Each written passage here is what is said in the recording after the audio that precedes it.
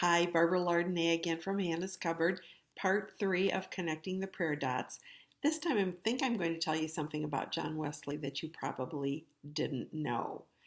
He is the founder of the Methodist Church, was originally from the Church of England. He was raised in a very godly home, and he had a very godly mother, and that is another place that you can connect the prayer dots, because the way that Susanna prayed for him had a great effect and influence.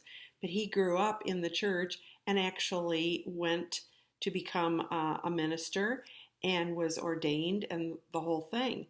He was assigned a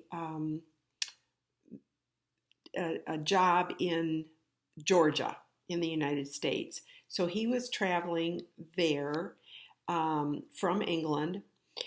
And this is the story that I want to tell. He came across some people from the Moravian community.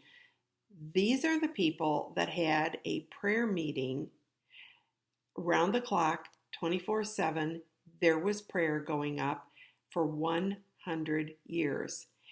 And this movement had very far-reaching effects upon many, many things, but it had an effect upon upon Wesley.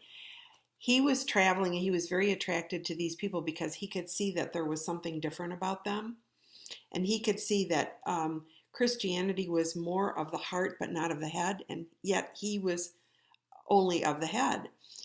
One of the people in this missionary band that was traveling with him on this ship, the leader of the Georgia Moravians, asked Wesley directly if he was sure of his salvation, and Wesley fumbled for an appropriate answer.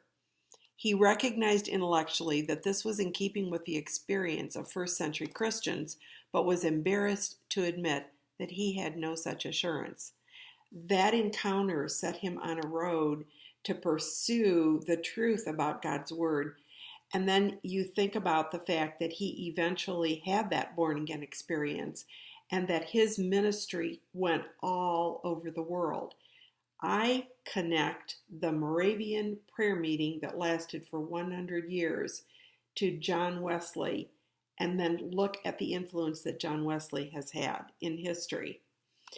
That is my little example. I noticed it in a book that I read many years ago, and it always struck me that how important that was. And chance encounters aren't always chance. So you never know when you're going to be called on to explain the gospel to someone, and you never know how prayer has affected the fact that you're even there to make that witness to begin with. The next time I'm going to share one more example from my own life, and I hope that you'll stay tuned for that. Thanks for listening.